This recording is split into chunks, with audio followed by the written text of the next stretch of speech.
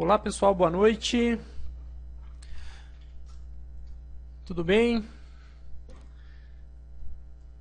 Aqui é o Júnior da equipe Trader, mais uma vez com vocês no auditório da DVFN, um dos espaços mais democráticos e mais produtivos no mercado de capitais brasileiro. É um prazer estar aqui com vocês hoje, dia 8 de abril de 2014, 9 horas e 2 minutos, uma noite de terça-feira, dedicados a todos aqueles que gostam de estudar o mercado, que gostam de aprender, que gostam do mercado de ações. Muito bem. Vamos lá. Eu vendo que já temos algumas pessoas na sala. Boa noite, Gustavo, Nelson Filho, Daniel Costa, nosso amigo Helder. Sejam todos muito bem-vindos. Bem-vindos. Legal. Pessoal, para quem não nos conhece, primeira vez na sala ou está aqui vendo no YouTube o vídeo que foi gravado, eventualmente nos encontrou aí no YouTube e está querendo entender do que se trata, essa é uma apresentação que a equipe Trader faz às terças-feiras no auditório da DVFN. Este auditório aqui que eu vou colocar em tela aqui para vocês verem. Este é o auditório. Você que está nos encontrando no YouTube, basta na terça-feira ou na segunda-feira, que é quando a equipe Trader participa, digitar aqui em cima br.dvfn.com/auditório e você vai entrar nessa sala e vai poder assistir ao vivo a apresentação, a aula, e pode interagir através do chat, ok? Assistindo no YouTube, isso não é possível. Você pode aí, através do seu e-mail, nos acionar caso você esteja vendo essa palestra no YouTube. Manda um e-mail para nós, atendimento@equipetrader.com.br, que nós teremos o prazer de conversar com você. Mas estamos online e ao vivo aqui com sala cheia, dando boa noite para várias pessoas aqui: Patrick, Dering, Clayton, Elder, Aike. Muito boa noite a todos vocês, sejam todos muito bem-vindos. Vamos apresentar a equipe Trader, né? Esse espaço aqui que a equipe Trader utiliza, uma das melhores escolas de traders do Brasil, fundada pelo Osney e pelo Hamilton, já com um bom tempo de estrada, ensinando alunos aí a serem rentáveis no mercado financeiro de renda variável. Esse aqui é o Osney, esse aqui é o Hamilton, ambos fundadores da equipe Trader. A equipe Trader é uma escola. Enquanto escola, a missão dela é ensinar, dar aula, formar pessoas para operar no mercado de renda variável. E, falando em formar pessoas, já está aqui uma oportunidade para você que quer ampliar o seu cabedal de conhecimentos. Quem é que está em dia com o leão? Quem já está de bem com o leão ou ainda não está de bem com o leão, tem uma oportunidade de uma aula voltado para imposto de renda. Nós, investidores de renda variável, temos que ficar atentos com isso. Ninguém deve entrar no mercado de renda variável sem dominar a questão de imposto de renda, porque vai arrumar problemas, vai arrumar sarna para se coçar. A pancada é grande, a multa é grande e a dor de cabeça para regularizar é grande.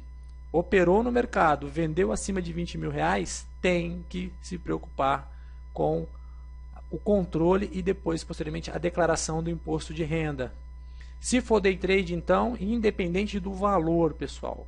Então, fiquem atentos à questão do imposto de renda. Tem uma aula também aqui online e grátis. Tem muito conteúdo iguais a este aqui que nós disponibilizamos na DVFN, que é totalmente grátis para vocês irem aprendendo, iniciarem os seus estudos, o seu conhecimento no mercado de renda variável, para que vocês se deem bem no mercado de renda variável. Por que é grátis? Porque ela tem um patrocínio da HR Investimento. A HR Investimento, de Hamilton Ribas, por isso do nome HR Investimento, ele é o agente autônomo credenciado na CVM que atende a corretora Rico, ou melhor, que angaria clientes para a corretora Rico. Então, a escola tem o papel de formar e a HR tem o papel de assessorar. Ela vai efetivamente te ajudar quando você quiser operar ou estiver operando. Mas para isso você precisa abrir uma conta numa corretora, no caso aqui é a Rico, através da HR Investimento. Então essa opção aqui, abra sua conta, você preenche seu cadastro, você vai acessar a Rico através da HR Investimentos e vai ser assessorado pela HR Investimentos. Isso vai te facilitar a vida, barbaridade. Não dá para operar no mercado de renda variável sem uma corretora. E entre as corretoras que a gente conheceu, a corretora Rico, na qual o Hamilton fez parceria, é uma excelente corretora, tanto no quesito plataforma gráfica, quanto no quesito custo-benefício. E graças ao patrocínio da HR, nós estamos aqui via Equipe Trader disponibilizando muito material, mas muito material aí de forma gratuita. Se você quiser acessar estes outros materiais, você tem que se cadastrar aqui na Equipe Trader, também de graça, pessoal. Fiquem tranquilos quanto a isso.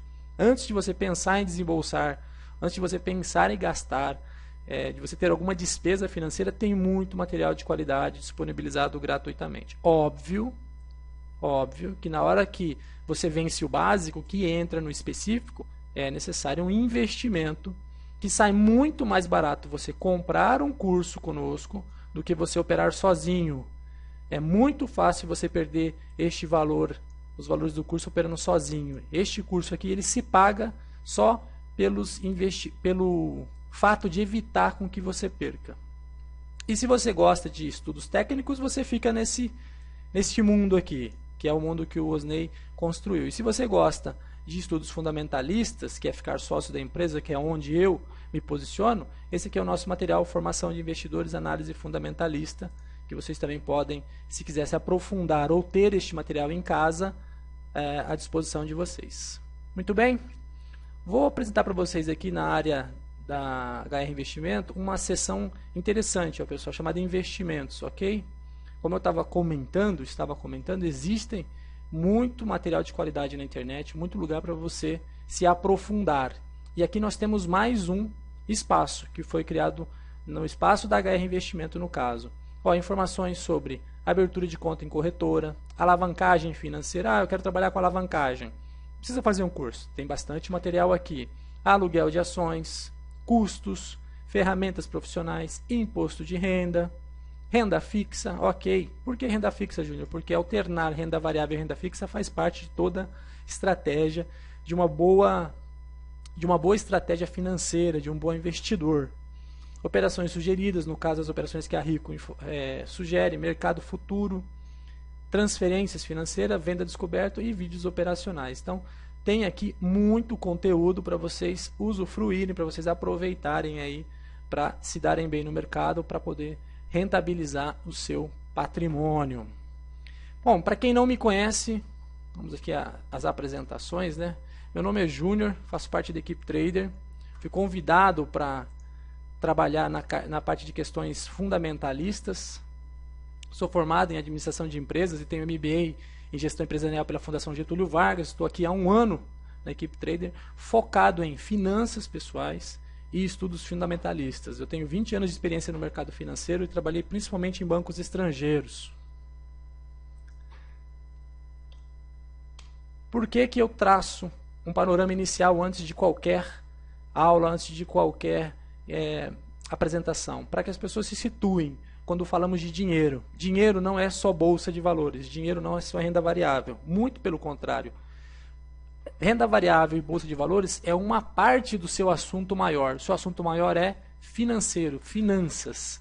Então, dinheiro implica em muito mais outras variáveis, outros elementos que devem ser levados em conta, inclusive no processo decisório. Juros, inflação e impostos é a tríade que qualquer pessoa precisa dominar para se dar bem financeiramente. Você precisa entender o que os juros pode fazer contra você e a seu favor. Você precisa entender que a inflação é um inimigo a ser derrotado e você precisa tomar cuidado com os impostos e ter conhecimento para que você tenha a melhor efetividade e eficiência possível nos impostos. O que é isso? Não é não pagar impostos, mas pagar de forma justa, pagar somente aquilo que faça sentido na sua estratégia e buscar estratégia que atendam a essa tríade. Pessoas, temos que dominar esses assuntos. Enquanto falamos de estado financeiro, nós podemos estar endividado. E qual é o verbo de estar endividado? Buscar renegociação, buscar dilatação de prazo e desconto para pagamento. Feito isso, nós vamos passar por uma situação de estabilidade, onde vamos nos preocupar em acumular recursos.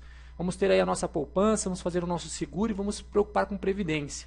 Partindo desse ponto, aí nós começamos a entrar no jogo de gente grande, que é se tornar um investidor, que é onde nós estamos aqui hoje. Enquanto investidor, nós vamos focar em definir o nosso perfil de investidor, nos conhecendo um pouco melhor. Nos conhecendo em que aspectos, em que variáveis. Qual é o nosso nível de conhecimento? Básico, intermediário ou avançado? Dependendo do nosso nível de conhecimento, vai definir que estratégia e que produtos financeiros podemos utilizar. Qual é o montante que temos para investir? Até determinado valor é uma estratégia, acima de determinados valores são outras estratégias, inclusive até para fins de proteção. Vocês sabem que o Fundo Garantidor de Crédito protege até R$250 mil por CPF, por instituição. Então, se você tem mais de 250 mil e quer investir, por exemplo, em CDB, poderia repartir isso em 4 bancos, ou, se fosse 1 milhão, repartir isso em 4 bancos, de forma a minimizar o seu risco. Ok? É só uma informação para que você ajude no seu processo decisório. Quanto a prazo, eu vou investir no curto, no médio ou no longo prazo. Isso define também sua estratégia, define o que você vai fazer com esse dinheiro. Objetivos pessoais e familiares. Se o seu objetivo é investimento em imóvel, se o seu objetivo é acumulação para viagem, se o seu objetivo é seus filhos, ou são seus filhos, então isso define também que tipo de risco você vai correr, que tipo de produto você vai buscar. E aí nós temos as opções de renda fixa, títulos públicos, títulos privados, e renda variável, onde implica em gerenciamento de riscos, custos, e aí as vertentes de análise fundamentalista e análise técnica. Nós hoje estamos aqui falando de renda variável e focados em análise fundamentalista. Ok, pessoal? Olha, se alguém tiver algum gap, algum furo ou alguma lacuna a ser preenchida nos assuntos anteriores, nós da Equipe Trader e a HR Investimento está aqui para ajudá-lo a passar por este processo financeiro, para que você esteja no mercado de renda variável consciente e também de forma que você fique consistente, ou seja, que você fique no mercado de renda variável mesmo, e não que você entra, perca e sai. Isso acontecendo, você não contribui para o mercado todo perde. O ideal é que as pessoas venham para o mercado, enriqueçam no mercado, fortaleçam o mercado e se desenvolvam neste mercado. Renda variável, gente, é o único lugar que você vai poder investir o seu dinheiro em instituições financeiras que vai poder viabilizar você ganhar da renda fixa. Mais risco, mais lucro, mas a oportunidade também de ganhos muito superiores no que pese os riscos em relação à renda fixa. Ok? Introdução aí apenas para a gente poder se situar. Lembrando que a gente tem assessoria aí, a consultoria da HR Investimentos. E qualquer dúvida, pessoal, abre a gente por e-mail. Acione, fale conosco, atendimento@equipetrader.com.br ou no nosso 0800 647 80. Perfeito? Excelente. Breve introdução sobre estudos fundamentalistas, para quem não tem esse contato, para quem não viu pela primeira vez, diferentemente da análise técnica. Ela estuda a situação financeira, econômica e mercadológica de uma empresa, mas também de um determinado setor da economia, não necessariamente somente uma empresa. Pode ser também de uma commodity, como o café, por exemplo, ou uma moeda, como o dólar. Então ela busca entender suas expectativas, suas correlações e projeções para o futuro. É um campo da análise econômica que lida com um amplo número de variáveis e interpretação dessas mesmas variáveis, indo da macroeconomia, passando por finanças internacionais, ciências políticas e econômicas. Ela varia suas interpretações de um grau razoável de racionalidade ao total subjetivismo. E quando eu falo subjetivismo, é realmente feeling. Aqui é a intuição do investidor. Visto que tais análises e interpretações podem ir desde uma simples análise de balanço, que é o que nós fazemos aqui em exercício na DVFN, até a possível influência que dados econômicos nacionais possam ter sobre o desempenho de um setor da economia e sobre as empresas deste setor. Exemplo, a atuação do governo no setor elétrico. Atacou várias empresas do setor, foram penalizadas pela atuação de um agente econômico, de um agente político, um determinado setor. Então a análise fundamentalista, pessoal, ela é um jogo de estudo muito profundo, muito abrangente. Veja como ela cumpre as suas etapas. Quais seriam essas etapas, né? É uma descida. Ela vai da análise da economia, onde você escolhe o país que você vê que está com a economia mais pujante. Depois você escolhe o melhor setor, aquele setor mais promissor ou mais estável, aquele de acordo com a sua estratégia para você escolher. e analisa a empresa dentro daquele setor. Então, fazendo isso, você vai filtrando uma boa economia, ou uma economia com bom potencial, um bom setor, ou um setor com bom potencial, e boas empresas ou empresas com bom potencial. É uma análise top-down, uma análise de mergulho. Faz uma análise das demonstrações financeiras padronizadas, pega os indicadores e pega uma avaliação qualitativa. Aonde está a maior dificuldade? No que pese a análise de demonstrações financeiras ser extremamente trabalhosa, que é essa primeira etapa aqui, e a gente faz um pouco disso aqui nesse auditório, a gente monta indicadores também com uma certa facilidade. O mais difícil, pessoal, vai por mim, é a análise qualitativa. Porque é difícil você mensurar qualitativamente a qualidade de um corpo gerencial, ou a qualidade da estratégia de uma determinada empresa, ou da própria cultura de uma determinada empresa.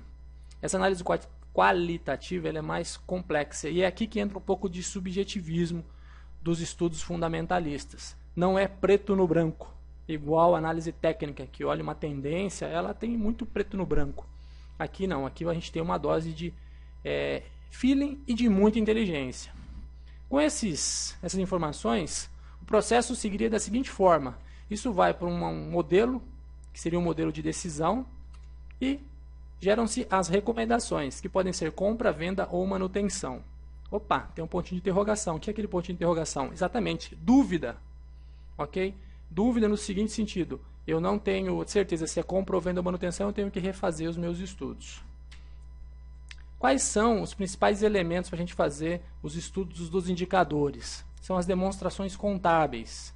E demonstrações contábeis são várias peças, pessoal, não apenas uma. Balanço patrimonial, a DRE, a demonstração de mutações do patrimônio líquido, demonstrações de lucro, prejuízos acumulados, demonstração de origem e aplicação de recursos, demonstração de fluxo de caixa e demonstração de valor adicionado. Tudo isto é demonstrações contábeis. Nós utilizamos apenas algumas para tornar o processo um pouco mais didático, mas não exclui as demais, e nem a importância de estudar as demais, mas nós focamos muito o balanço patrimonial e a DRE. Ok? Pegamos duas das demonstrações contábeis disponíveis, balanço patrimonial e DRE, para os nossos estudos. Ok? Alguns expoentes que podem, caso você queira se aprofundar e conhecer um pouco mais, que vale a pena. Benjamin Graham está aí, é o pai do assunto, ele que começou toda essa brincadeira de análise fundamentalista, foi seguido por Warren Buffett, que é o maior expoente de todos que já existem, ou que já existiram, o bilionário Warren Buffett, fez bilhões através de estudos fundamentalistas. Depois outros de sucesso, o Peter Lynch, com alguns livros interessantes e uma mente muito sagaz e muito perspicaz para investimentos. E o Sir John Templeton, um dos primeiros a investir fora dos Estados Unidos, investiu no Japão e fez fortuna também no mundo de investimentos fundamentalistas. São 4 pessoas que, se caso vocês queiram aprofundar, vale muito a pena. Ok? Bom, essa introdução eu fiz, pessoal, para o pessoal que não conhece o estudos fundamentalista, que esteve aqui pela primeira vez, ou que estamos tendo esse primeiro contato, para que elas se situem, né? Para que a gente fique na mesma página. Vamos aqui dar um alô para o pessoal no chat, ver como estamos aqui, para a gente poder partir para a nossa aula propriamente dita e fazer alguns estudos, fazer algumas elucubrações sobre algumas determinadas empresas. Já vi que o pessoal está quente aqui, legal, boa noite. Já tem pedido aqui, ó, do Clayton, ENBR3. Vou ligar já uma nota aqui do lado, para a gente, ENBR3, para a gente já ir acompanhando os pedidos de vocês. Hoje é dia D. Hoje é dia D. Vou entender já o que o Patrick quis dizer. Gil Baliano, boa noite, pessoal. Boa noite, Gil. Obrigado pela presença, sempre aqui conosco. Muito bem. Depois de Petro subir desde o fundo uns 30%, demorou o IFE para mostrar que a ação estava sobrecomprada. Demorou, né? Índice de força relativa. Já apanhei muito por causa desse índice de força relativa na época que eu estudava gráfico. Hoje eu já nem olho mais para ele. CSNA3 tende a buscar a fechar o gap lá perto de 9. Bom, eu vou ficar devendo essa, porque como fechamento de gap, estudos é análise técnica, nós vamos falar um pouco aqui da estrutura. Podemos olhar a CSN3 para olhar os números dela, o balanço, como foi a última publicação, se ela está dando lucro, prejuízo, para saber se a empresa está boa, se não está. Isso a gente pode olhar com mais atenção. Júnior, estou assistindo os DVDs que já ganhei há algumas semanas em um quiz da DVFN e realmente tem me ajudado muito. Obrigado pelo feedback, Bruno.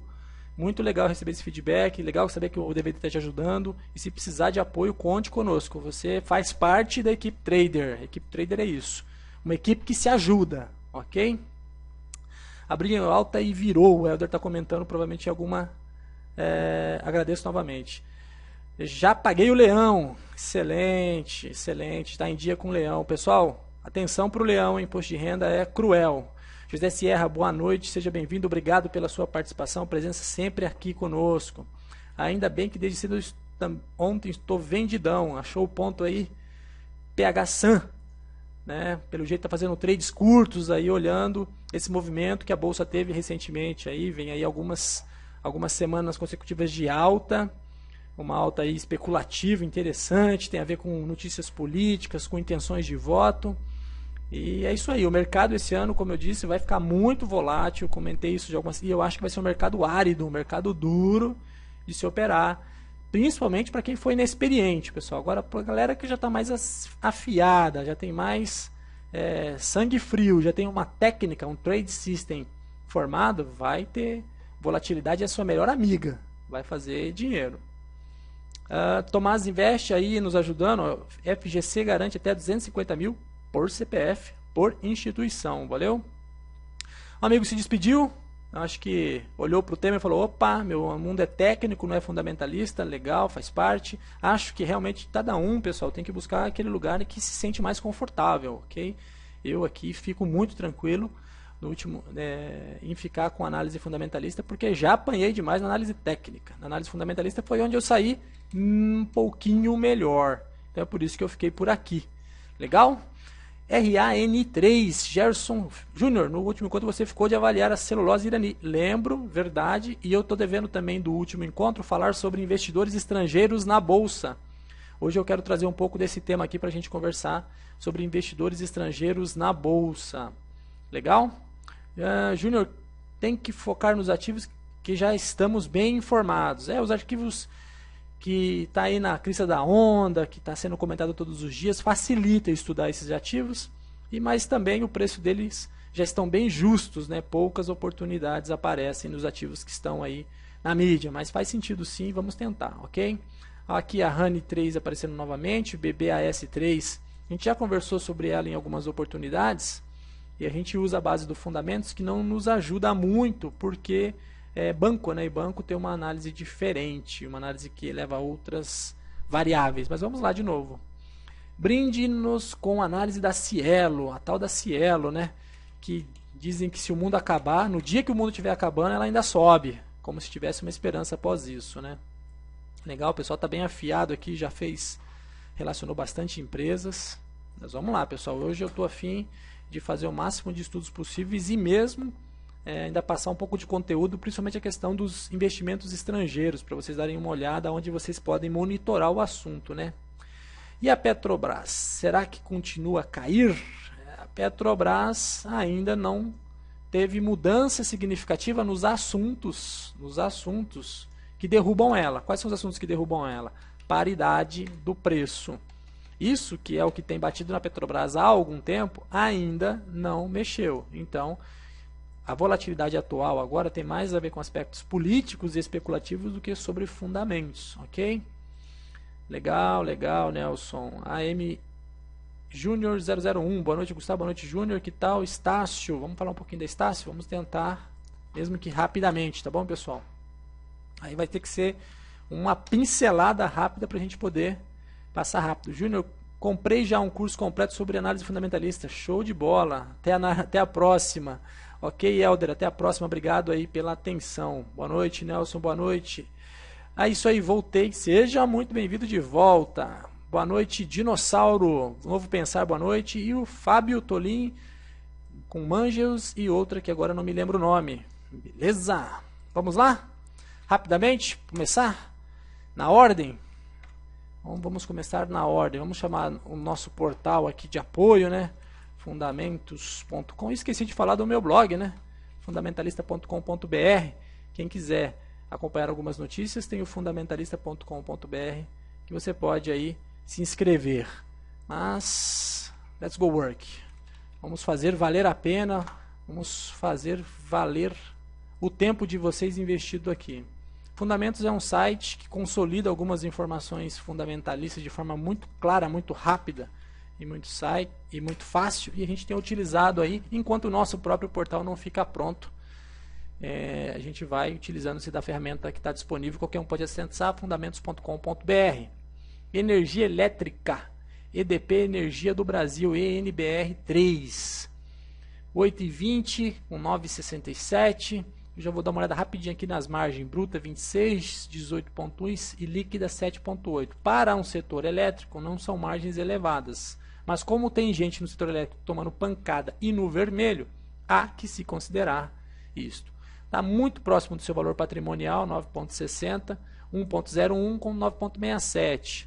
Isto daqui também, se você usar, vamos olhar, eu quero olhar aqui agora algumas outras do setor. Eu vou clicar em energia elétrica e ele vai pegar todas do setor. Eu vou procurar, vamos ver se eu localizo rápido aqui, tem muita empresa, né? ENBR,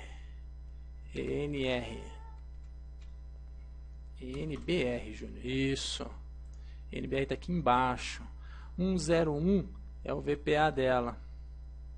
P sobre VP dela, 101. O setor todo tem empresa com 3,29, 1,42, 4,10, 0,43, 4,14, 0,90, 1,36, 2,10, 82. Então tem empresas mais baratas, mas na maioria o setor elétrico costuma ter empresas onde o valor dela de bolsa é maior do que o valor patrimonial. Então, olhando para o setor como um todo, ela parece estar abaixo da média do seu valor patrimonial. Então, essa informação do valor patrimonial parece estar abaixo do que o setor preconiza. Ok? Então, parece um bom ponto. EBIT em 3,58, yield de 5, opa, olha que legal, yield alto, um yield de 5,8 é um yield interessante, ok? Só um minuto, pessoal, que eu perdi uma tela aqui. Ok, legal. Beleza.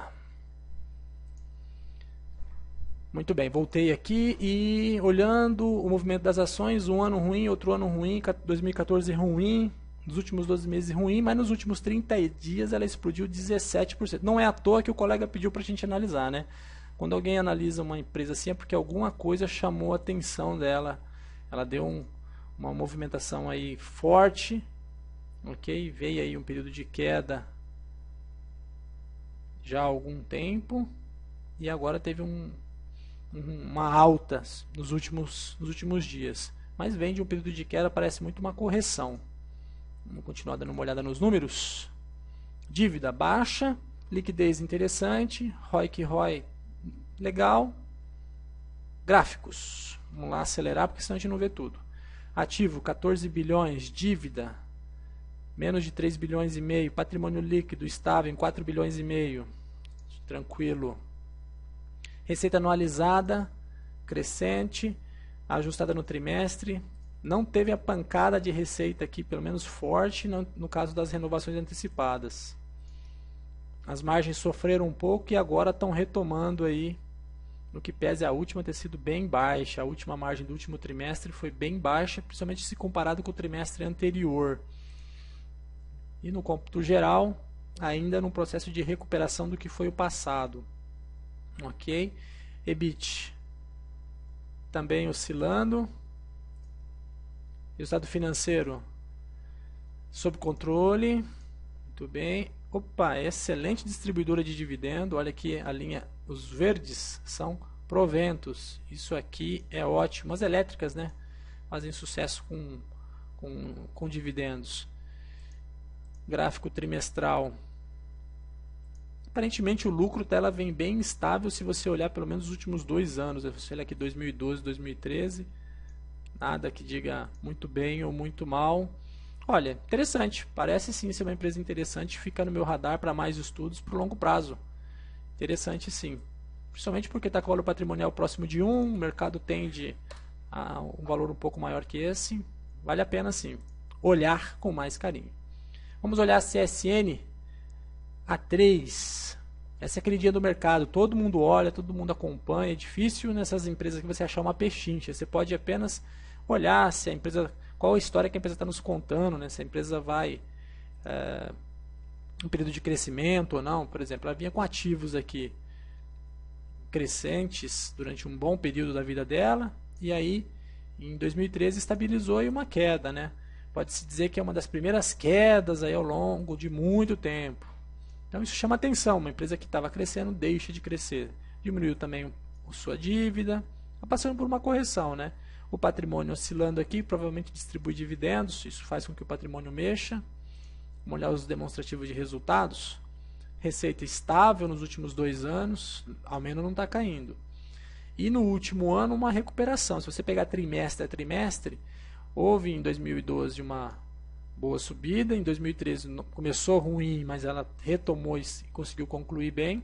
Então, em termos de receita, ela passa uma boa mensagem aí, tendo em vista que o mercado dela é um mercado árido e que não tem sido fácil para algumas empresas. Margens, veio perdendo margem desde 2011, vejam a queda aqui nas margens desde 2011, e agora parece que retoma a sua gestão de custos e as margens retornam. Vem passando, pessoal, começa a ver sinais positivos aí em alguns elementos. Olha, 2013 de novo, ó, um EBIT maior que o outro trimestre a trimestre, bons sinais. Financeiro, deu uma crescida aqui na despesa financeira, chega a preocupar porque foi só um trimestre, mas tem que ficar atento, não é legal. E, por fim, o lucro anualizado vem baixo, dá para olhar que o lucro vem baixo, teve alguns trimestres com lucro anualizado em prejuízo, vamos olhar isso aqui no trimestre. Olha, o último trimestre do ano acabou fechando com prejuízo, o quarto tri teve um prejuízo também em 2012, vem distribuindo dividendos dos lucros acumulados que tem, uma empresa que trata bem o seu investidor, o seu acionista, com uma distribuição frequente de dividendos, às vezes maior inclusive do que o lucro que ela ganhou naquele trimestre. Tem o lucro e o dividendo acaba sendo ainda maior que o próprio lucro do trimestre. E vem numa situação árida para gerar lucro.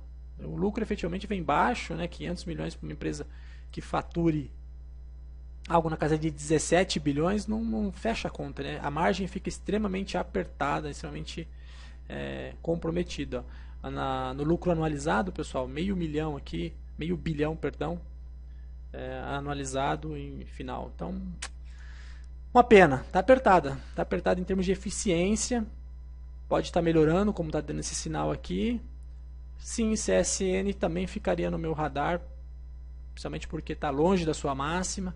Agora fica um pouco mais tranquilo, né, pessoal? Quando as empresas estão longe da máxima dela e é uma empresa que é lucrativa, pelo menos, ou pelo menos está demonstrando que pode passar por um momento, mas a empresa em si não está definhando, ela não está morrendo, não dá sinais disso, ter dificuldades faz parte do business, ok?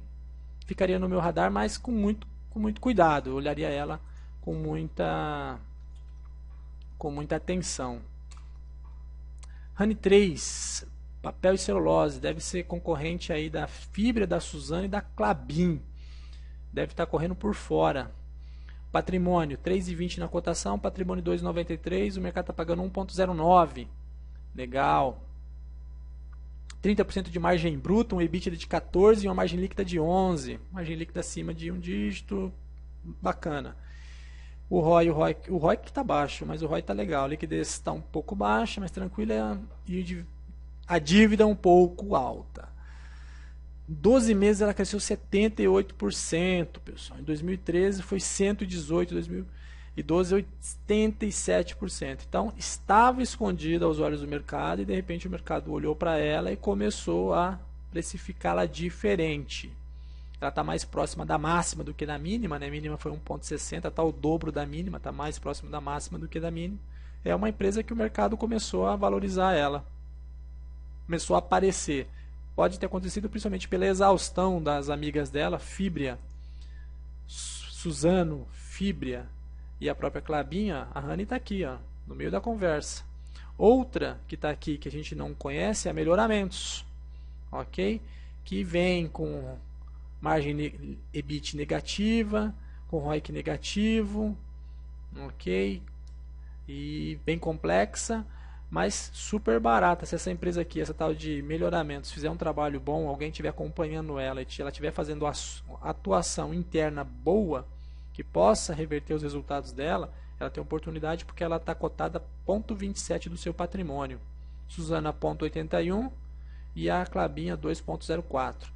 Pelo ranking patrimonial, a Rani está em terceiro lugar, ó, 1,09. O mercado diz que ela vale, enquanto que a Suzano vale 0,81 e a Fibre 0,92.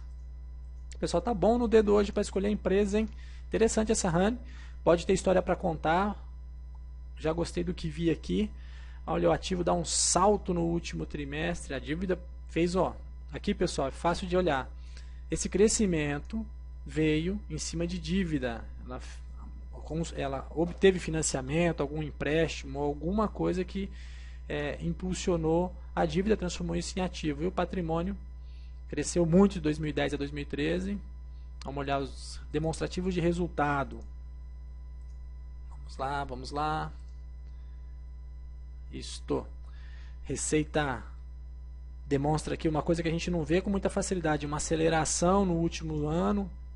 Cada barra dessas são 3 meses, então é uma história que tem que ser respeitada. Temos que prestar muita atenção, porque quando ela conta essa história, não é a história de um dia, de um minuto. Tem gente trabalhando nessa empresa aqui, fazendo com que ela dê resultado. Todos os dias as pessoas estão batalhando nessas fábricas aqui. Olha aqui o que acontece na visão trimestral. Um trimestre, ela embalou uma segunda aqui, uma terceira marcha, e o mercado está precificando isso.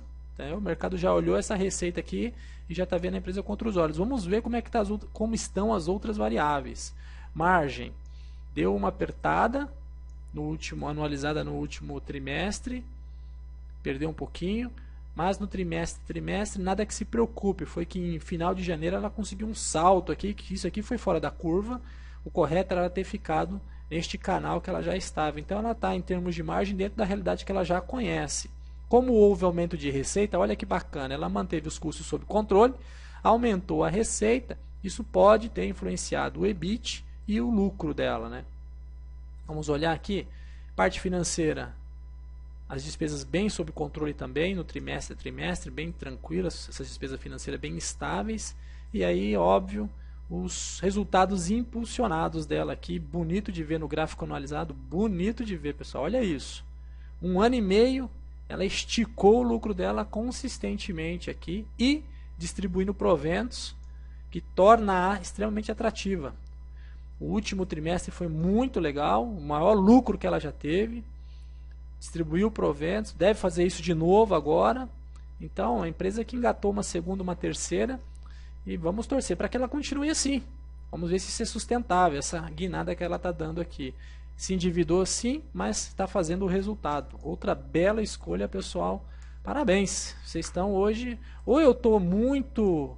Meu filtro está muito crítico, está muito baixo, ou vocês estão mandando muito bem aí nas escolhas de vocês. BBAS, Banco do Brasil, setor de bancos. Como eu disse, é difícil analisar aqui no Fundamentos porque os bancos possuem outros números que não são os números que a gente está acostumado a ver, né? Os números industriais, os números de serviços, os balanços de serviços, os balanços comerciais. Os balanços industriais são muito mais próximos de serem comparáveis entre si. Um balanço de uma instituição financeira ele é diferente, porque existem variáveis como, por exemplo, provisão de juros de devedores duvidosos, que é um elemento importante e que nós não temos essas informações nas outras empresas. Isso não é importante para as outras empresas, mas para banco é. Então vamos olhar aquilo que a gente consegue olhar e analisar, ok? Muito bem, ativo do Banco do Brasil cresce consistentemente, ano a ano. As operações de crédito também, uma coisa fabulosa, olha só que curva. Como é que pode, né? O país oscila, todo mundo oscila e o banco, ou os bancos, né? Consistentemente. Depósito, então, também uma maravilha, né? Pouco menos, empresta-se mais do que se capta, mas isso sem problema algum, ainda tem equilíbrio para isso. O patrimônio líquido veio aí também crescendo consistentemente. 2012 para 2013 houve uma escorregada e agora retoma em 2013, parece que a sua normalidade, números bonitos, consistentes, fortes, no que pese ser um banco público, e vocês sabem que a gente tem um risco governo, é uma variável a ser levada em consideração. As receitas de intermediação financeira. Teve uma patinada aí, se a gente olhar bem criticamente na visão analisada, 2012, boa parte de 2013, deu uma patinada, estabilizou a receita, ficou parada, a empresa deu uma parada. Olhando trimestre a trimestre, vamos ver o que isso nos mostra. Que 2012 foi um ano mais difícil, né, o final de 2012 e o início, e que ela recupera a sua forma de atuar aqui nos últimos 3 trimestres. Aí fica claro de ver que ela retoma na parte de receita uma boa performance, um bom indicativo, e isso impulsiona o papel, com certeza. Vamos olhar as outras variáveis, né? O resultado bruto da intermediação, nós estamos falando de números, olha os números pessoais, a receita bruta 30 bi acumulada. Já o resultado da intermediação entre 24 e 26 bi. São números pesados. Margem já fica difícil a gente fazer aquela avaliação, como disse, o setor financeiro é mais complexo. Vamos olhar direto. Receita de prestação de serviço mais 15 bi. O lucro de 16 bi, um lucro que dá um salto, ele não é um lucro que você olha assim, opa, vinha muito consistente, teve uma queda, retomou e agora um salto muito grande. Esse salto aqui precisa até estudar, entender mais o que ela fez aqui. Provavelmente um trimestre especificamente deu uma pancada, exatamente está aqui, que eu acho que nós já discutimos aqui no auditório, que tem a ver com a BB Seguridade, acredito eu, mas a gente pode estudar isso, rever se realmente esse é o ponto. Esse trimestre aqui ele sai da curva, ele sai do normal. Mas mesmo retirando ele, olhando dentro do aspecto dos resultados anteriores da história que o Banco do Brasil nos conta, vem com um período bem estável, o lucro não vem crescendo igual vinha crescendo a receita, mas bem consistente, vem bem. Então, o que acontece no Banco do Brasil? É um banco que pode ser usado pelo governo para fins políticos de política macroeconômicas, e aí isso pode ter um preço. Lembra que ele foi o primeiro a baixar as taxas de juro? Lembram? Vamos olhar o yield, que eu acabei esquecendo de olhar. Voltando aqui, o yield aparece 9 pontos, gente, 9,5, que beleza, hein? Então, só em yield, independente do ganho de capital, quem estava com esse papel e recebeu dividendos, ganhou praticamente 9,5%, já livre de imposto de renda. Que beleza, praticamente um título do Tesouro Direto. Essa rentabilidade aqui, só que no ano antecipado, lindo de ver. Bacana, pessoal, Banco do Brasil, no que pese a situação política, ok? Cielo, serviços financeiros. Cielo é um caso à parte, né? Subiu em 2013, 14, dos últimos 12 meses, dos últimos 10 dias, no último mês. Parece que nada para este papel. O mercado já paga nela 17 vezes o patrimônio dela. O patrimônio dela é só de 2,11 e o mercado está dizendo que ela vale 36,20. Isso é que eu chamo de superestimar. Serviços financeiros diversos. Você vai entrar em outras que sejam serviços financeiros diversos. Temos a Bolsa e a CETIP, colocadas nesse mesmo setor. É bom para fazer essas comparações para a gente poder pegar a referência. A Bolsa está cotada, cadê o P sobre VP? Se ela está cotada a 17 vezes o valor patrimonial. A Bolsa está cotada só a 1,14 e a CETIP a 4,28. Então, eu acho a Cielo uma empresa fabulosa, acho que ela é um case de sucesso. No entanto, o preço dela está salgado pra caramba. E mesmo neste preço salgado, o yield chega a 3,17. Então é a correção em função do que ela distribui. Como assim, Júnior? O mercado faz uma conta, pessoal. Dependendo de quanto ela paga de dividendos, isso influencia diretamente na cotação. Até que o mercado ache um número confortável, que gira entre 3% e 4,5% de yield, que é o que o mercado entende, é um número que o mercado trabalha de equilíbrio. Se ela passar a pagar menos dividendo, a cotação vai começar a cair, tentando manter esse equilíbrio aqui, de que o yield fique nesta casa ou próximo disso. Então, o que mantém a empresa impulsionada é, logicamente, o yield, porque a cotação está alta e tem seus motivos. Dá para ver aqui, ó. Margem bruta 62, o EBIT 47, a margem líquida 40%. É uma máquina de fazer dinheiro. Olha o ROIC dessa empresa. Os números dela são sensacionais. Sem endividamento. Crescimento de 18%. Então ela merece sim ter a moral que tem no mercado. Olha como crescem ativos. Patrimônio, que beleza, hein? Igual o Banco do Brasil, um foguete. Demonstrativo de resultados. Também receita anualizada excelente, receita trimestral excelente. Os números falam por si só, né? Vem perdendo margem. Isso daqui, ó, no longo prazo preocupa, porque essa margem em queda aqui vai fazendo a rentabilidade da empresa diminuir, aí paga menos yield, menos lucro, é natural.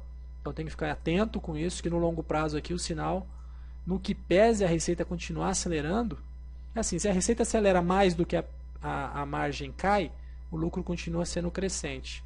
O resultado financeiro dela é positivo, então ela tem um resultado positivo muito expressivo e crescente. Enquanto ela continuar fazendo dinheiro assim, ela vai continuar sendo adorada pelo mercado. E vejam como paga proventos, né? Proventos altíssimo ela paga. Muito legal de ver. Olha aqui, trimestre a trimestre, 2 pagamentos no ano de valores elevados, valores. E olhando só a linha azul aqui, pessoal, para você ver, trimestre a trimestre, um trimestre é sempre maior do que o outro, raras exceções. Uma empresa que está crescendo, ainda não exauriu o seu mercado, ainda não chegou à exaustão. Enquanto não chegar à exaustão, ou enquanto não perceber uma estabilização, você vai vê-la crescer. Eu vou colocar aqui a Nato 3, porque a Nato já foi um desenho parecido com esse. Vou pegar o demonstrativo de resultado. Ó, veja a receita da Natura, trimestre a trimestre, anualizado. E o que acontece quando ela dá uma estabilizada na receita, né? O mercado logo dá uma corrigida nela. Olha aqui, ela crescia, o mercado vinha acelerando com ela. Quando ela deu essa estabilizada aqui, o mercado já, segurou a cotação e fez uma correção na cotação aqui. Então, a Cielo está antes da estabilização. Então, enquanto ela estiver mostrando que está com o pé embaixo, a Cielo continua sendo uma boa empresa. Mas está bem próxima do preço justo, vamos dizer assim. Não está barata não. Tá? O preço justíssimo dela, o mercado está precificando ela em cima. Eu ficaria olhando, mas eu juro para você, eu acho que não arriscaria ainda não, Cielo. Eu não sei quando acaba isso. Não, melhor, pessoal, estudaria mais. Estudaria mais a Cielo para poder entender ainda o tamanho do mercado dela. Nos relatórios de administração eu procurei entender qual é a estratégia, onde mais ela pode ganhar dinheiro, se ela já chegou aonde ela quer chegar. Porque se ela ainda tiver muito projeto pela frente para queimar, muita coisa ainda para explorar, significa que ela está vendo receita, ela está vendo espaço no mercado. E se isso for verdade, ela ainda tem chão para andar. E tendo chão para andar, mesmo nos patamares atuais, ainda valeria a pena investir nela. Ok? Então sim, continuaria estudando a empresa Cielo, mas eu estaria assim mais reservado, porque eu já estou pagando um preço bem elevado, já estou pegando ela na crista da onda e meu risco é maior do que se eu tivesse entrado já há algum tempo atrás. Beleza? BR Malls, participações e exploração de imóveis.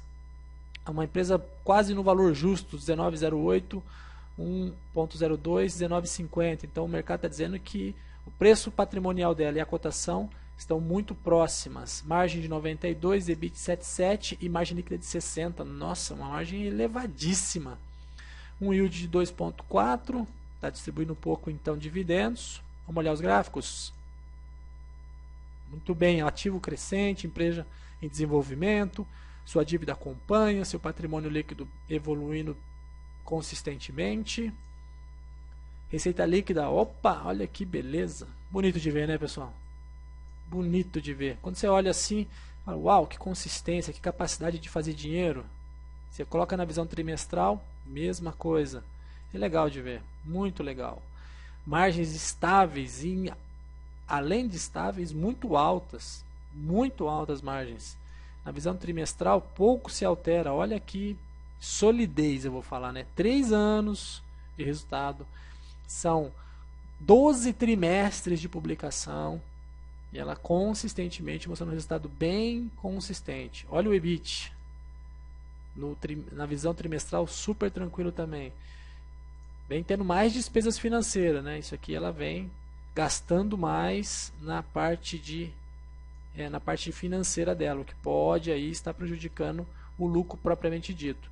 Então vejam que o lucro tem uma curva e agora os últimos trimestres anualizado eles vêm em sentido de queda. Isso pode estar penalizando o papel, no que pesa a distribuição parca aqui, bem pequena, de proventos, bem pequena mesmo, né? Podia estar distribuindo mais frente àquelas que nós estudamos há pouco.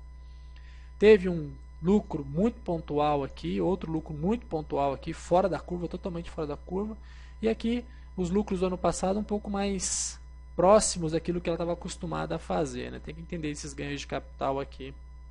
Perdão, pessoal, não é ganho de capital, né? Entender esses lucros pontuais que foram gerados aqui para a gente avaliar melhor.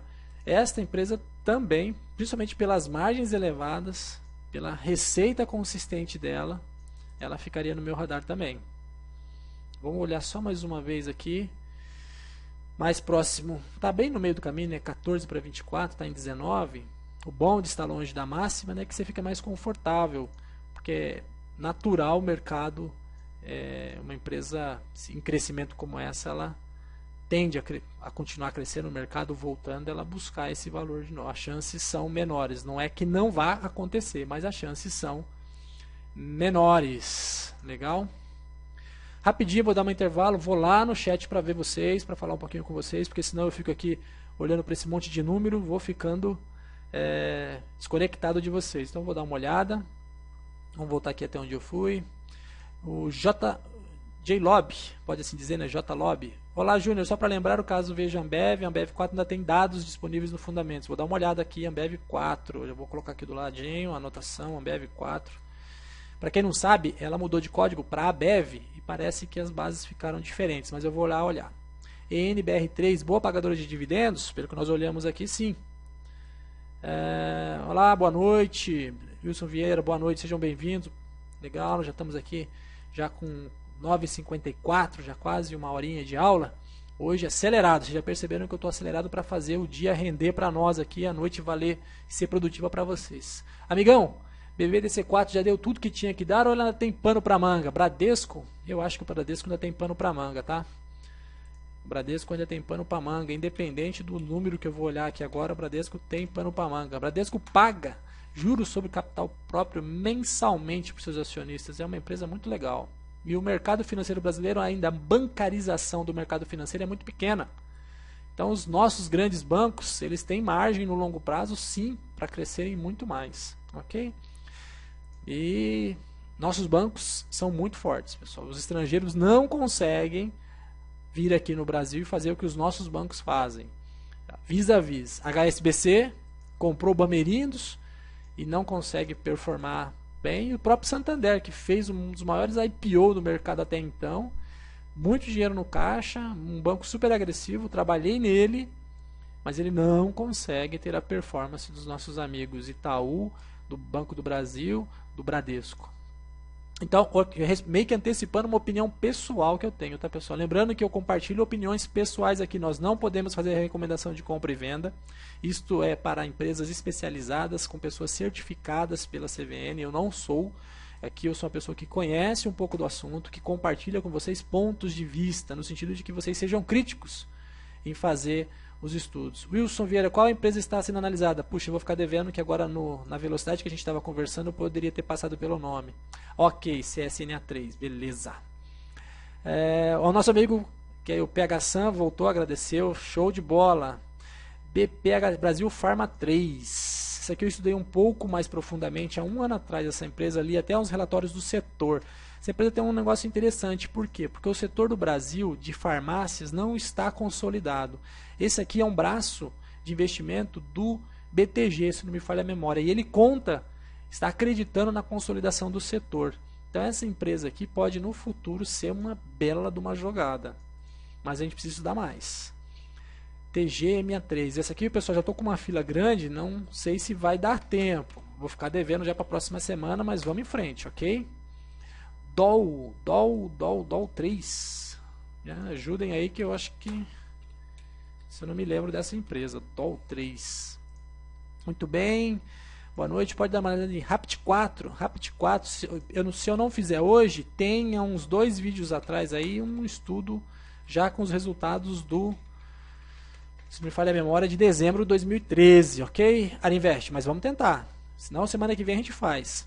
Mais uma contribuição aí de vocês. Cielo tem conferência dia 30 de abril às 10 horas. Vale muito a pena para quem tem interesse na empresa assistir a teleconferência. E tem espaço lá na teleconferência para fazer perguntas. Estudem antes os relatórios e na hora da teleconferência façam perguntas. Tem muita teleconferência chata que acaba, ninguém faz pergunta nenhuma para os diretores, estão lá, o presidente está lá e as pessoas acabam não fazendo perguntas. Então aproveitem a oportunidade, participem e façam perguntas. Oi BR4, vamos colocar na fila aqui, Walter, que está grande hoje, hein? Hoje vocês estão afiadíssimos. Oi BR tem uma peculiaridade. O que vai movimentando o papel agora é mais o futuro da empresa do que o passado, porque essa fusão dela aí vai dizer qual é a nova empresa e qual será o resultado dessa nova empresa. Então, o mercado hoje olha muito mais para o que vai acontecer do que para o que aconteceu, ok? Mas não me furto, a gente dá uma olhada nela assim que possível. BIF3, anotei aqui do lado também. O GAP3, eu fiz o GPA3 esses dias atrás. Quando eu falo esses dias, né, são semanas atrás. Pelo menos duas ou 3 semanas aí. Caso não consiga fazer hoje, você esteja com pressa, vale a pena dar uma olhada lá. Top. Tem mais pessoas aqui querendo o GPA3. A BIF, ok. Alpinista também, ó, pediu ao GAP3, a BRFS3. Abel Vieira, Júnior, você sabe dizer o motivo da retração a partir das 14? Amigão, não sei dizer. Muito provavelmente movido por notícia, muito provavelmente movido por realização de lucros aí por causa dessas últimas altas recentes. E a gente olha muitos aspectos macroeconômicos, né? Que eu estou olhando muito carinhosamente, por exemplo, o relatório Focus do Banco Central, que ele emite todas as segundas-feiras, né? Segundas-feiras, isso. E o relatório Focus, para quem não sabe, pessoal, é só no Banco Central, lá no site do Banco Central, é só entrar e procurar relatório Focus, que você também pode acessar. Eu fico olhando a expectativa do mercado em relação ao longo prazo. Por exemplo, o mercado está apostando em mais uma alta do IPCA, ou seja, já está jogando do jeito que está indo. O mercado já está apostando que o Brasil vai estourar o centro da meta. Se continuar indo assim, porque o teto da meta é 6,50 e já estão projetando 6,30. Ninguém lembra mais do centro da meta, agora já se fala só no teto da meta. E a gente continua ainda perdendo espaço, perdendo o caminho, mesmo com as altas de juros que continuam ocorrendo. Então, o ciclo de aumento de juros parece que não mudou. Eu vejo de forma macroeconômica que as coisas ainda não acalmaram e que não há sinais de para a Bolsa realmente uma consistência grande. Posso estar errado, mas é a minha opinião neste momento. Então essa retração agora do curto prazo eu acho que é mais um movimento especulativo de notícia. Eu ainda vejo com pessimismo a Bolsa no longo prazo. Pelo menos, a não ser que a gente tenha uma mudança da política ou no governo ou na política do governo. Beleza? Vamos lá, Wilson Vieira, o que acha do setor de logística? Nossa, isso aqui tá um imbróglio, hein? A LL3 com a Rumo, com a Cosan, tá uma briga bem interessante, viu? Isso aqui merecia um dia só de falar sobre isso. É que com os projetos que a gente está tocando aqui na Equipe Trader não está dando tempo de eu fazer análises muito profundas de uma determinada empresa, como eu gostaria de fazer. Estou pegando aqui já anotando CCRO3 e já vou deixar aqui para semana que vem, tá, galera? Já semana que vem já vou chegar com a casa com o estoque cheio já e vou respeitar essa listinha aqui para a gente fazer isso. RP Drone, um analista alega que investidor de longo prazo deve comprar e esquecer. Eu não concordo. Tem empresas que faliram, tais como Mesblas e outros. Você acha que devemos comprar e esquecer, mesmo que os estudos indicam empresas boas para investir? Claro que não. Eu estou contigo, Pedrone. Que esquecer, ou não olhar para o meio negativo. Nós estamos no mercado de renda variável, nós estamos num país que não é um país maduro igual aos Estados Unidos. Nos Estados Unidos, vale a pena você comprar e esquecer, é uma empresa boa, porque realmente lá ele tem mais de 100 anos de história para te contar. Nós somos crianças aqui. Nem todas as verdades absolutas que valem para os Estados Unidos valem para nós. Nem todos os conselhos do próprio Warren Buffett valem para nós, porque o nosso mercado tupiniquim ainda é imaturo. concordo com você. Tem muita empresa que vale a pena você comprar e segurar por um bom tempo, mesmo em épocas difíceis. Sim, porque nós temos dentre elas, dentro do mercado, boas empresas. Mas comprar e esquecer e não olhar, negativo. Negativo. Estou contigo, eu também não concordo. Eu não sou um fundamentalista purista, eu não quero simplesmente pegar um livro, uma teoria e dizer que tem que ser seguida ela só porque está escrito daquela forma. Pelo contrário, eu faço um filtro daquilo que eu leio, daquilo que eu estudo, daquilo que eu aprendo e tento fazer uma adaptação para onde eu estou. Principalmente porque nosso mercado é diferente. É diferente do que o deles. Então, estou contigo. Tem que ter cuidado e comprar no longo prazo, sim, mas fechar o olho, jamais. Jamais. Inclusive, se houver uma queda, eu saio do papel e me posiciono de novo se eu estiver acreditando na empresa a um preço mais baixo. Legal? Valeu, Pedrone. Walter, agradecendo. Tamo aí junto. BIF 3 eu anotei. Depois de hoje, o que esperar de Uzi 5? Bom, eu não sei como foi, o que foi hoje da Uzi 5. Eu posso ficar te devendo essa, mas já que pelo tamanho da fila vai ficar para a semana que vem, eu vou dar uma de esperto, Serentini, e vou dar uma estudada durante a semana, e semana que vem eu chego um pouco mais afiado em Uzi 5, ok? E PMAN4. Galera, esse monte de empresa que eu estou anotando aqui, já vou antecipando. Eu já vou colocar na fila da semana que vem, provavelmente semana que vem, no chat não vai sobrar muito espaço. E a Brasil Farma já anotou. Júnior, e os gringos no Ibov? Beleza, Jean Gustavo. Vamos falar dos gringos no Ibov, pessoal. Me perguntaram onde é que a gente poderia conseguir informações sobre os gringos no Ibov. E eu falei, vou dar uma pesquisada, de forma com que a gente consiga essas informações de forma confiável, né? Então, primeiro ponto, né? Vamos lá na BMF Bovespa. Vamos ver se eu chego rápido aqui. Ações, consultas, participação dos investidores, ok?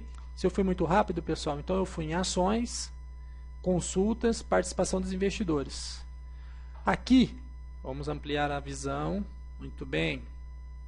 Nós temos investidores pessoa física, os individuais, os clubes de investimento, os institucionais, os estrangeiros, as empresas privadas e públicas e as instituições financeiras e outros. Então, o grosso do mercado está na mão de quem, pessoal? Quem tem 23% de participação no mercado em vendas e 26% em compra? Estrangeiro. É estrangeiro que consegue movimentar significativamente a nossa bolsa, ok? Então, prestem atenção, esses aqui são os dados oficiais que a gente tem da Bovespa, que são disponibilizados diariamente com defasagem de 2 dias. Então, aqui eu tenho uma visão acumulada, aqui eu tenho uma periódica, né? Um prazo de 5 de março a 31 de março, ou seja, durante um mês, ok? À vista, termo, opções, exercício e outros, as suas participações como comprados ou vendidos, ok?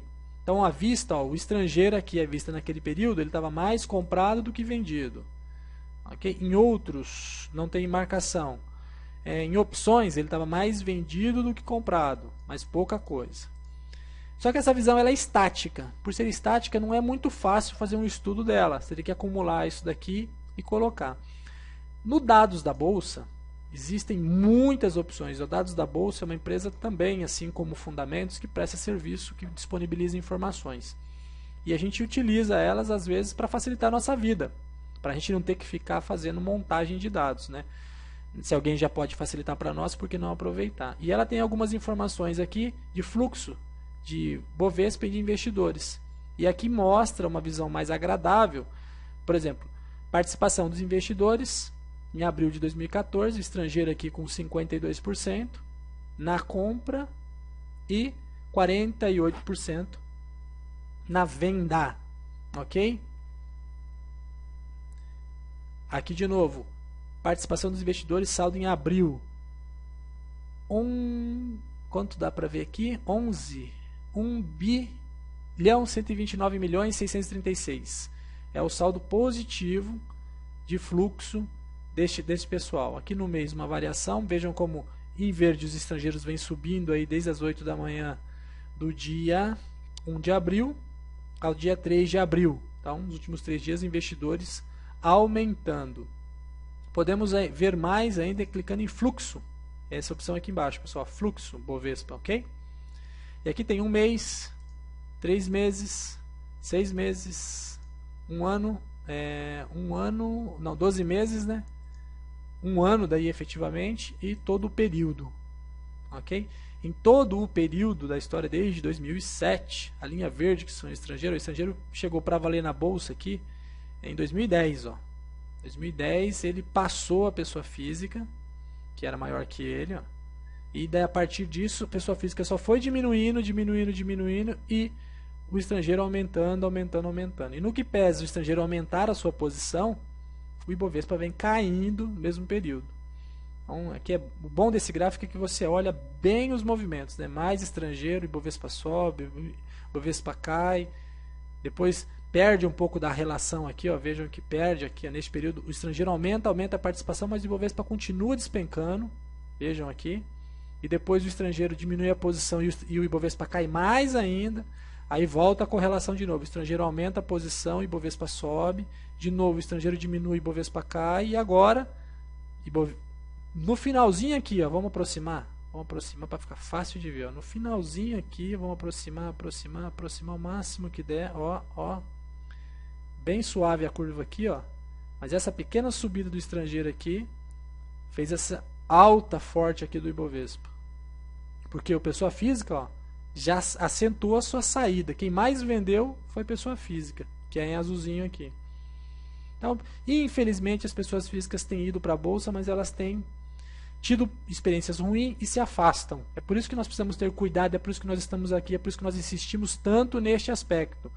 Vamos ser profissionais na bolsa, vamos usar com investimento de longo prazo para podermos não perder a oportunidade de aplicar na bolsa, né? Porque é uma oportunidade, a renda variável está aí para nos ajudar a ganhar mais.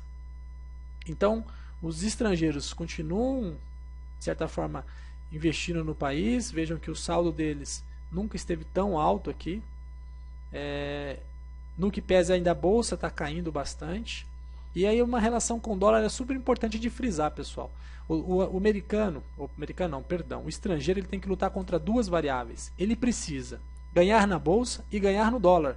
Porque ele pode ter um ganho na bolsa, mas se o dólar cai, perde o volume, perde o valor, ele na hora de converter o dinheiro para sair, ele perde.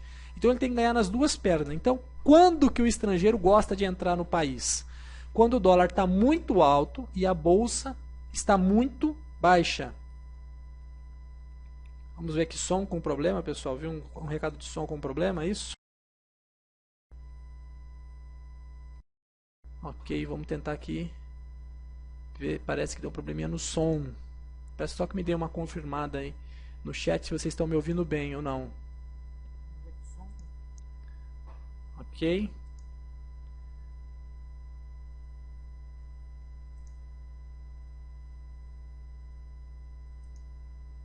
Tá ok? Beleza. Deve ter um delayzinho aqui, tranquilo, recebi. Muito bem. Vamos lá. Então eu estava comentando que o estrangeiro ele tem que uma briga muito árdua, porque ele precisa ganhar tanto na variação cambial quanto no investimento em ações propriamente dito. Então quando que o estrangeiro gosta de investir?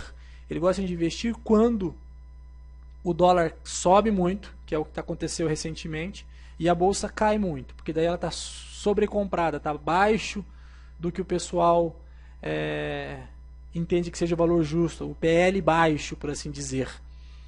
Então, quando isso acontece, a bolsa fica extremamente atrativa, porque meu dólar compra muito mais papéis agora e o papel ainda está barato, ele tem dois motivos para poder investir.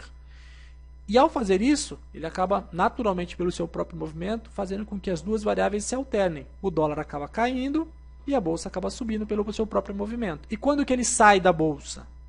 O estrangeiro vai sair também em algum momento para realizar, para poder trocar, para poder aproveitar outras oportunidades para realizar seus lucros. Ele vai sair justamente na hora que a economia estiver super bem. O dólar cai bastante, ok? Então com mais reais ele compra mais dólar e a bolsa já subiu muito. E aí ele aproveita para se desfazer do papel, compra o dólar barato e volta para casa, volta para o seu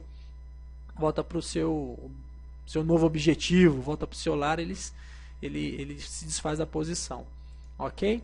Então, o estrangeiro tem essa situação. Então, se a gente ficar atento ao dólar, ao fluxo de estrangeiro e ao valor global da bolsa, a gente pode imaginar esses grandes players. Porque eles não podem também se movimentar, é que eles não podem, eles não tendem a se movimentar assim muito de curto prazo. É de médio para longo prazo. Porque, como eu disse, agora o dólar, se eles fizerem posição no Brasil agora para sair, comprando agora, eles vão demorar bastante para sair, porque eles vão esperar o dólar baixar e a bolsa se valorizar.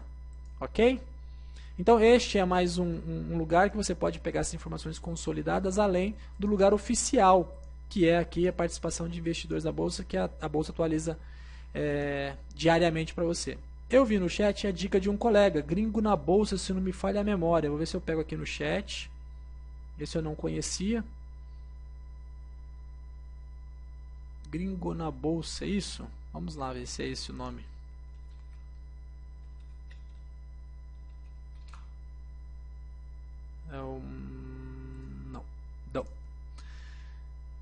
Não. Muito lá. Vamos ver.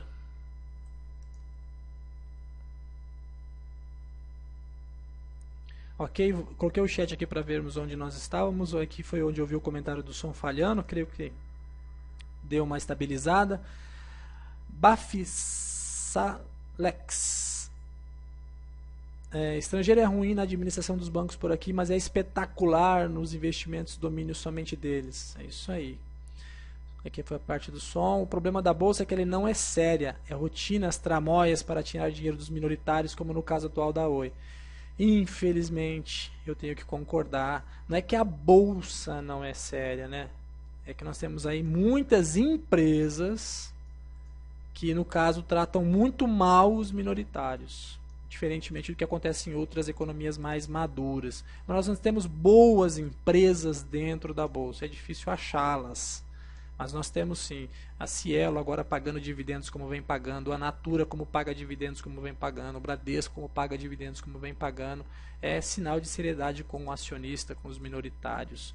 Ok? Mas eu concordo que aqui acaba sendo a exceção, né? Devia ser a regra, acaba sendo a exceção.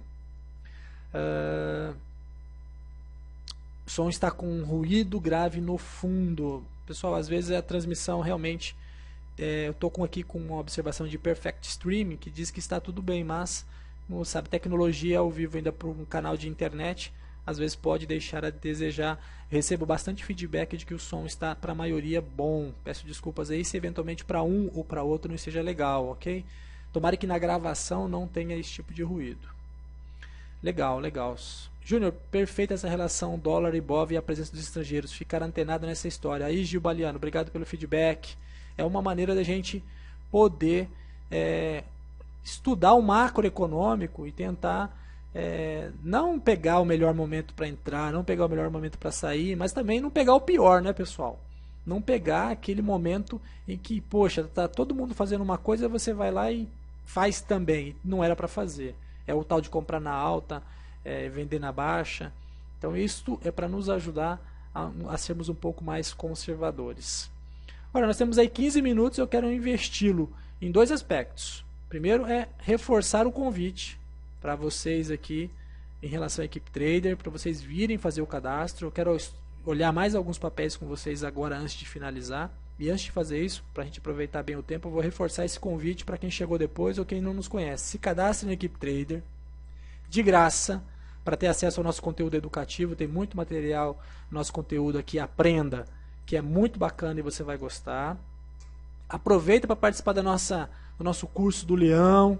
Olha, cuidado com o leão para ele não te pegar. Posto de renda está aí, não caia na malha fina, não arrume problema onde você não precisa arrumar. O mercado de renda variável tem esse complicômetro.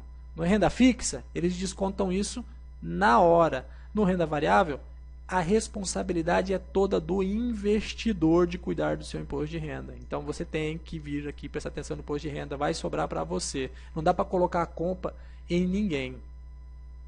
Ok? E o convite para você conhecer a HR Investimentos também aqui, abrindo a conta, se você quiser conhecer a corretora Rico, ou quiser mudar de corretora, ou não tiver corretora ainda, ou quiser conhecer a plataforma gráfica da Rico, para você ver se você se adapta a ela, é de graça, pessoal. Não tem custo nenhum, a plataforma é excelente. Você pode abrir sua conta, o pessoal da HR vai te atender e você ainda tem acesso a um monte de conteúdo aqui no site da HR na seção investimentos. Bem legal, bem bacana.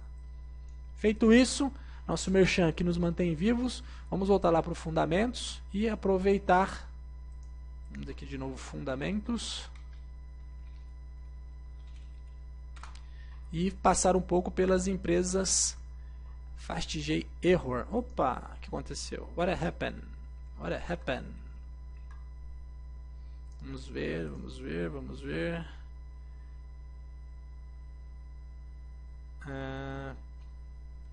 Petri 4. Tem muito que falar dos fundamentos, que a Petrobras está mais para especulação do que para fundamento. Vou olhar direto lá os gráficos da Petrobras.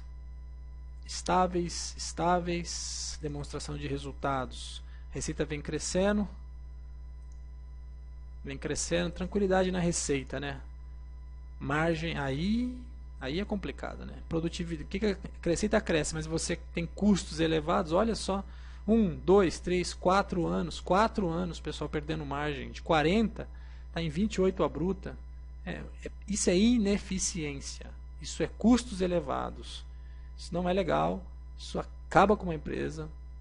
Se ela continuar assim, a parte financeira começou a gerar despesas no final de 2013. Vamos olhar o lucro. E aí o lucro, que já foi muito bom até 2011, declinou vertiginosamente, teve uma recuperação aqui. Vamos olhar isoladamente 2 trimestres, um trimestre. Primeiro prejuízo dela. Triste de ver, né? Uma empresa dessa aqui ainda registrar um prejuízo, ter maculado a sua história, né? Não precisava disso, né? Podia ter contado uma história bonita, uma história lucrativa, mas registrou aqui um prejuízo.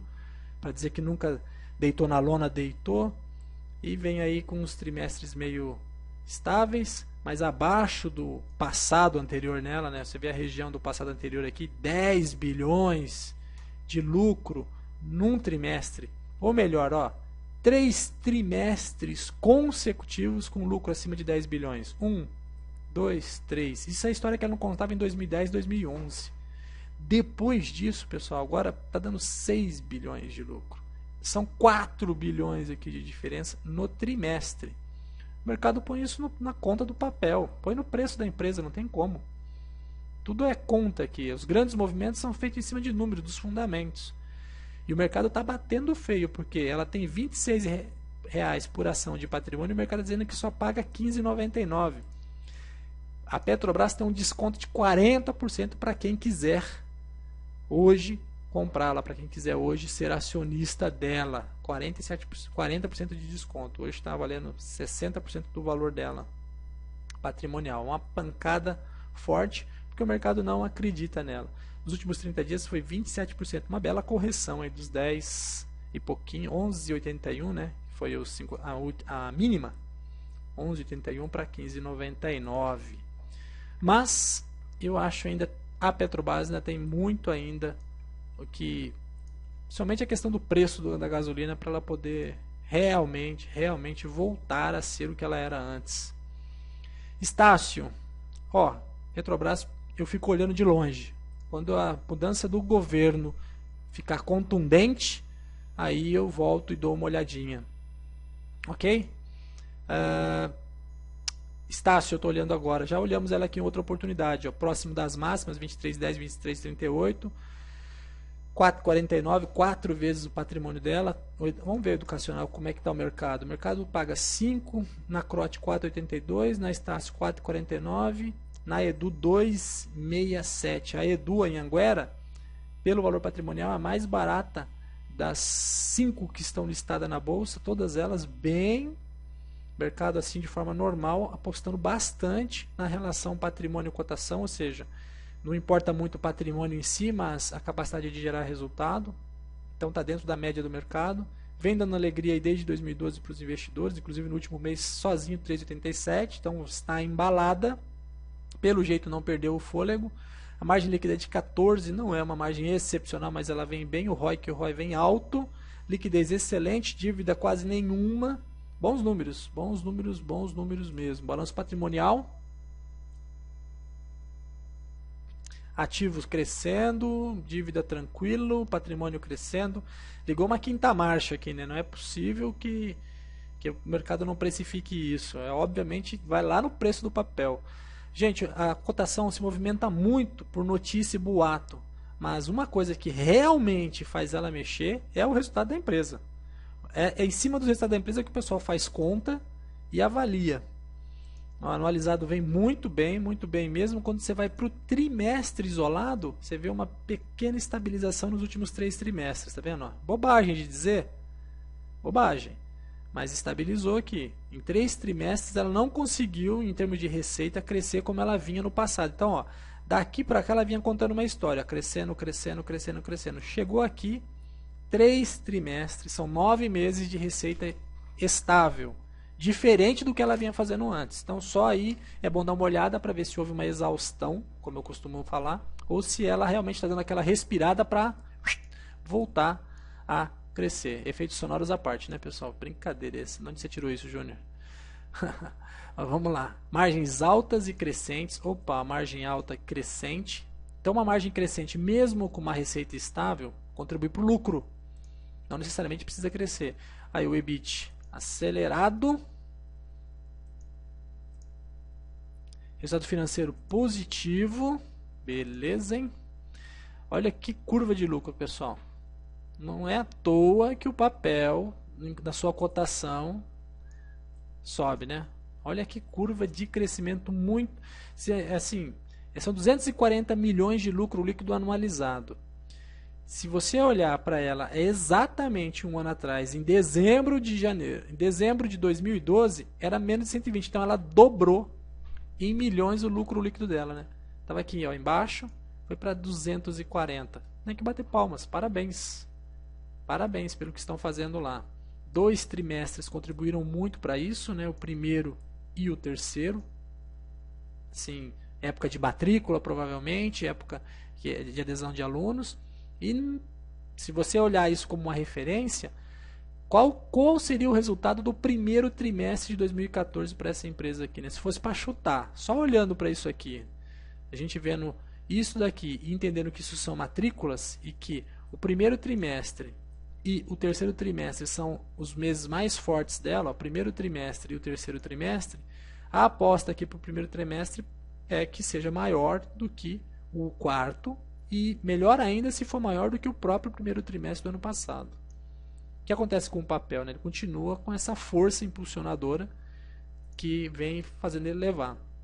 Então, igual a um que a gente estudou no começo, acho que foi a Honey, no começo da aula de hoje, em que o papel vinha acelerado e que poderia estar chegando na exaustão. Este também temos que olhar quando ele se aproximar da exaustão. Cielo também, Cielo é um que vem acelerado, que pode estar chegando perto da exaustão.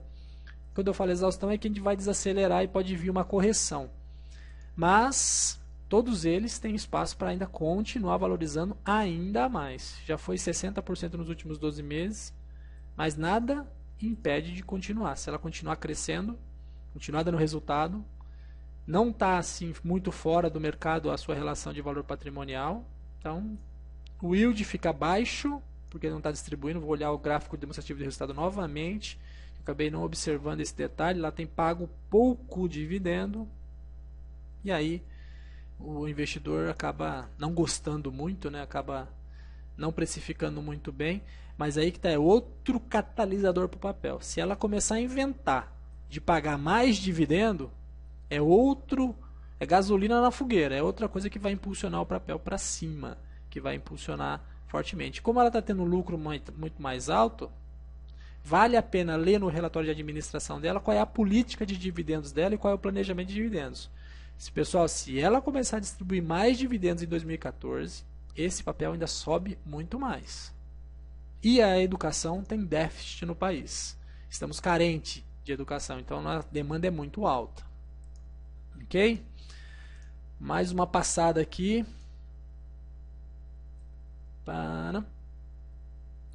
Parece que realmente hoje o som incomodou, né? Mesmo se às vezes o som falha, o que vejo e ouço é muito bom. Ok. Ah... Gustavo, boa noite. Temos a aba Mundo com boa parte dos indicadores disponíveis no nosso portal. Verdade, pessoal. A DVFN tem um espaço Mundo aqui com bastante informações interessantes. Esqueci de mencionar. Valeu, Gustavo. Obrigado aí pelo toque. Ok, o JL Sanches diminuiu o som do meu PC e o som ficou nítido. Legal.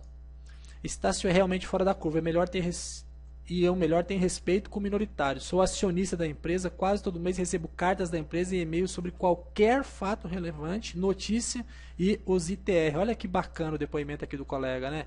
Empresas que estão tratando bem os acionistas, os seus donos, as pessoas que confiam e que colocaram dinheiro no negócio. Legal? Será pela politicagem ou os investimentos altos no pré-sal? No mínimo, o R. Pedroni está falando da Petrobras. Os dois, tá? Ela tem um problema que ela não consegue subir o preço, ela tem a intervenção política e ela tem ainda um custo elevadíssimo na participação no pré-sal que precisa ser financiado. Ela está se endividando. Quanto mais uma empresa se endivida, menos interessante para o acionista ela se torna, porque ela vai ter que repartir o resultado com terceiros. Ok? Pomo 4 eu coloquei na fila aqui para nós analisarmos, mas vai ficar para a semana que vem, não vai dar tempo. Na fila aqui, na ordem que eu recebi os pedidos hoje, esta daqui seria, a próxima é a MGL4, que nós vamos olhar agora. Mas eu anotei aqui, tá, Marildo? Semana que vem, nos prestigie, todo mundo aqui, pontualmente às 9 horas, terça-feira, equipe Trader, estudos fundamentalista. Vamos conhecer as empresas, vamos conhecê-las por dentro, para impulsionarmos os nossos conhecimentos e melhorarmos os nossos investimentos, nossas decisões de investimento. Essas informações não vão te atrapalhar em relação a nenhum investimento seu, só vão te ajudar. Mesmo que você seja um grafista purista, não custa.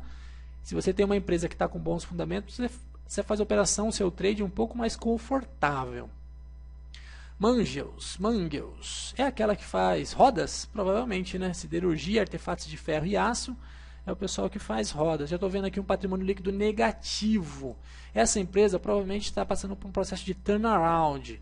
Se alguém colocou, quem colocou deve estar acompanhando as notícias sobre ela. Veja que ela tem lucro líquido nos últimos 12 meses negativo e nos últimos 3 meses também. Então, só de olhar isso aqui, você já sabe que a empresa não vem bem. Olha a margem líquida dela, menos 67%. Quando a margem líquida é negativa, não dá para fazer o P sobre L, e já que ela tem um patrimônio líquido negativo, não dá para fazer o P sobre VP. Então, os indicadores acabam se perdendo, eles acabam não tendo muita força. É uma penny stocks, ou seja, cotada a centavos. Eu não tenho preconceito em relação a isso, mas elas requerem mais estudo e mais cuidado. Vamos olhar? Olha só, uma empresa que contou uma história durante um tempo interessante, ó, ativo cresceu, teve o seu ápice aqui em janeiro de 2011 até meados de 2011, e depois disso, em termos de ativo, a empresa caiu drasticamente. Ela vem encolhendo e continua encolhendo. Então, primeiro ponto a olhar, isso aqui precisa parar, né? Se a empresa continuar assim, acabou a empresa. Não tem como, ela fecha se ela não tem ativos. Ok? Então ela precisa reverter essa situação aqui, é o primeiro ponto que ela precisa fazer, ela precisa voltar a crescer. Ok? O lado bom disso é que Bom, eu ia falar que o lado bom disso era que a dívida também estava caindo, mas a dívida de curto prazo dela passou a ser exigível. Era de longo prazo e passou a ser de curto prazo. Vejam que rapidamente essa barra azul que era longo passou a ser curto prazo, então passou a ser exigível. Ela caiu em recuperação judicial, pessoal? Consigo ver aqui nenhuma informação se ela caiu em recuperação judicial. Ok, não sei dizer. Aí o patrimônio líquido dissolveu, muito parecido com o que aconteceu com a OGX. A empresa valia 160 milhões em setembro de 2012. Em dezembro de 2012, ela caiu para um pouco mais de 20 milhões. E depois disso agora, os sócios têm que colocar 60 milhões na empresa. É isso aí. Os sócios, para essa empresa aqui continuar, vai precisar colocar 60 milhões na empresa. Ah, a Junior quebrou, faliu? pessoal, ela ainda tem como viver durante um bom tempo, mesmo com patrimônio líquido negativo, porque essa dívida aqui ainda não foi, ou ainda não, talvez sim, talvez não tenho essa informação agora. Depende muito dos credores agora. Praticamente os credores passam a ser dono do negócio e não mais o sócio. Aí a receita vem caindo drasticamente. Teve seu ápice no mesmo período do estudo dos ativos. Caiu fortemente até meados de 2012. Depois continuou caindo fortemente. Então a empresa, o seu negócio, o seu business deteriorou. Vem que trimestre a trimestre ela vem caindo. Muito fraco, teve um prejuízo pontual aqui. Podia ter uma esperança aqui se esses trimestres começassem a subir, né? Esses trimestres isolados aqui começassem a subir. Mas é turnaround. É turnaround. A margem já começa baixa, né? Já fica mais difícil para os donos da empresa, para os administradores, porque já sai muito apertado, né? Faz muita receita, ou faz uma determinada receita, mas não sobra muito. A margem de 16 com a EBIT de 8 é pouco para você gerar um resultado consistente para sair de um problema. O EBIT já sai negativo. Já sai com o EBIT negativo, aí despesa financeira também. Tá difícil a situação dela, hein, galera? Tá difícil. Aí os prejuízos se acumularam. Na época boa era aqui, se não me falha a memória, né? Depois passou a ser época ruim, ó, só prejuízo aumentando. Um prejuízo forte, outro prejuízo forte. Então, ela precisa fazer duas coisas: se reestruturar, melhorar a questão da receita, entrar mais grana, ela ser mais eficiente, ou seja, ela ganhar margem, para daí ter lucro, e aí esse lucro, recuperar o patrimônio que está negativo hoje e fazer a empresa voltar ao crescimento. Só que estiver acompanhando dentro da empresa, lá um turnaround, alguma coisa nesse sentido, vendo se há alguma mudança forte de produto, de política, de processo, de gestão, de máquina, ou de investimento, ou de algum player no mercado chegando para tomar conta dela, é que a gente vai poder saber se vale ou não a pena. Patrimônio líquido negativo é a mesma coisa que tivesse que pagar, você na verdade tinha que receber para ser sócio dela. O cara tinha que te pagar e aí você ficava com aquela ação, porque na verdade é uma dívida, né? Ela está com uma dívida de 64 milhões aí dos sócios frente ao mercado. Ela pode ser pedido de decretação de falência, pode ser entrado com pedido de recuperação judicial, entre outras coisas. Não vem bem a empresa, amigão. Acho que é a única empresa que nós estudamos hoje aí que pode ser um turnaround, mas que os números não foram legais, não foram números assim que chamaram muito a atenção. Galera, 10h34, passei um pouquinho, vou ficar devendo um monte de papel para vocês semana que vem. Ok, hoje eu acelerei, vocês perceberam, né? Até no jeito de falar, hoje eu procurei não perder muito tempo, procurei realmente acelerar para a gente fazer um dia mais consistente. Bastante pessoas até o final da aula, agradeço a presença de vocês, agradeço a participação. Fábio está aqui dando sim, está em recuperação judicial, explica o motivo lá da Manjos está com patrimônio líquido negativo e ter sido realizado. Aí o Ami Júnior está dizendo: Júnior, toda aula sua é 1000, vale a pena. Obrigado mesmo aí pelo carinho, pelo feedback de vocês. Vou me despedindo, agradecendo aí, Gustavo, o apoio recebido e pelo espaço cedido aí da DVFN para a gente conversar sobre o mercado. Espero encontrá-los aí na próxima aula, no próximo vídeo, ou entre em contato conosco, atendimento@equipetrader.com.br. Teria o maior prazer em atendê-los. Boa noite, pessoal. Até a próxima. Bons estudos e muito bons investimentos para todos vocês.